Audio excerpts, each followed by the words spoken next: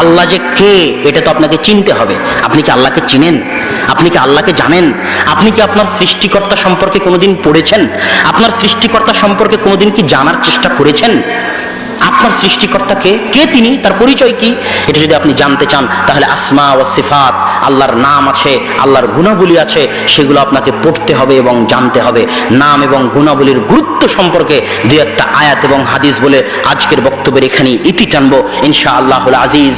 আয়াতুল কুরসি সম্পর্কে রাসূল সাল্লাল্লাহু আলাইহি ওয়াসাল্লাম বলছে, মান ক্বারা আয়াতুল কুরসি দুবুরা কুল্লি সালাতিন, কেউ যদি আয়াতুল কুরসি পাঠ করে 5 ওয়াক্ত সালাতের পরে, লা ইয়ামনাহু মিন দুখুলিল জান্নাহ ইল্লাল মাউত, তাহলে জান্নাতে যেতে তাকে কিছুই বাধা দিবে না, তার মৃত্যু ছাড়া। সে মরলেই জান্নাতে যাবে, সে মরলেই জান্নাতে যাবে। এই আয়াতুল কুরসির মধ্যে কি আছে প্রথম থেকে নিয়ে শেষ পর্যন্ত পড়ে দেখেন তো।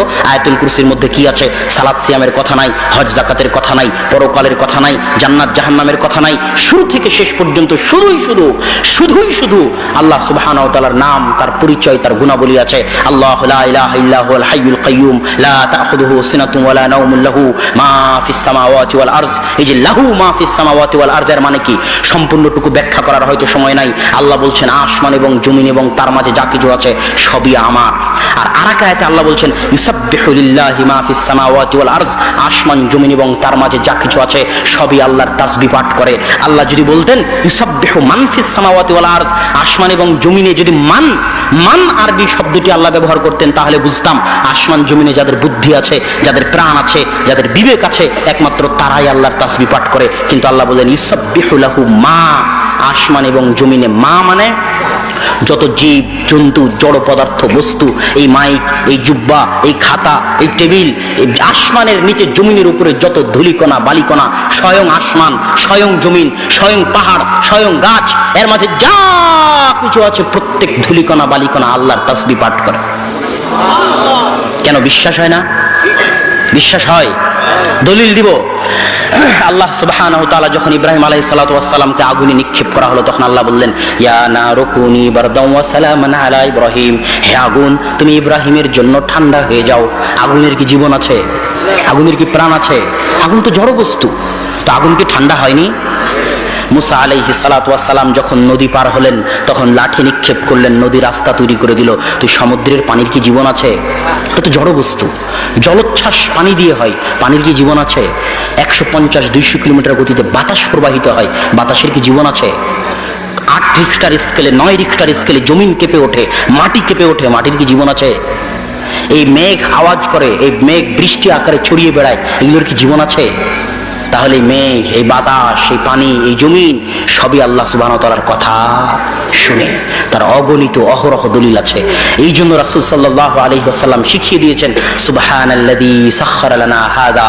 যখন আপনি কোনো গাড়িতে উঠবেন তখন আপনি এই দোয়া পড়বেন, এটা আল্লাহ রাসূল শিখিয়ে দিয়েছে, এটা তাসবিহ।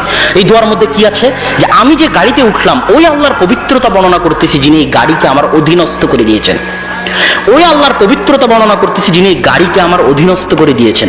তো যখন উট ছিল, ঘোড়া ছিল, তখন না হয় বিষয়টা বুঝতে পারতাম। এখন বিমান, প্লেন, গাড়ি, এটা আবার আল্লাহর অধীনস্থ কেমনে? জি, আসমান এবং জমিন এবং তার মাঝে যা কিছু আছে প্রত্যেক ধূলিকণা বালিকণাও আল্লাহর তাসবিহ পাঠ করে। আপনি যে মাইক্রোতে উঠছেন ওই মাইক্রোটাও আল্লাহর তাসবিহ পাঠ করে, যে বিমানে উঠছেন ওই বিমানটাও আল্লাহর তাসবিহ পাঠ করে। এই জন্য এই দোয়া আপনাকে পড়তে হবে। এই বিমান, এই গাড়িকে আল্লাহ আমার অধীনস্থ করে দিয়েছেন। আল্লাহ যদি চান তাহলে যে কোনো মুহূর্তে যে কোনো জড় বস্তু, জড় পদার্থের মাধ্যমে আল্লাহ আপনাকে হেফাজত করবেন। ওয়া হুয়া আলা কুল্লি শাইইন কাদির। আর আল্লাহ হচ্ছেন সকল কিছুর উপর ক্ষমতাবান। তো সম্মানিত উপস্থিতি, আল্লাহর পরিচয় যদি জানতে চান আল্লাহকে, তাহলে তার নাম এবং গুণাবলী আপনাকে পড়তে হবে। নাম এবং গুণাবলীর একটা পাবেন আয়াতুল কুরসিতে, এই জন্য আয়াতুল কুরসির এত মহত্ব। আর একটা পাবেন সূরাতুল ইখলাসে। আল্লাহ রাসূল বলছেন কেউ যদি সূরাতুল ইখলাস একবার পড়ে তাআদিলু সুলুসাল কোরআন, তাহলে সে যেন কোরআনের 3 ভাগের 1 ভাগ পড়লো। মানে কেউ যদি সূরা ইখলাস 3 বার পড়ে তাহলে সে যেন সম্পূর্ণ কোরআন একবার পাঠ করলো। কেন এত মহত্ব সূরাতুল ইখলাসের? সূরাতুল ইখলাসে কিছু নয়, শুরু থেকে শেষ পর্যন্ত শুধু আল্লাহর মহত্ব, আল্লাহর বরত্ব বর্ণনা করা আছে, যে আল্লাহ কে, আল্লাহর পরিচয় বর্ণনা করা আছে। আল্লাহ সুবহানাহু ওয়া তাআলা পবিত্র কোরআনে বলেছেন ওয়ালিল্লাহিল আসমাউল হুসনা ফাদউহু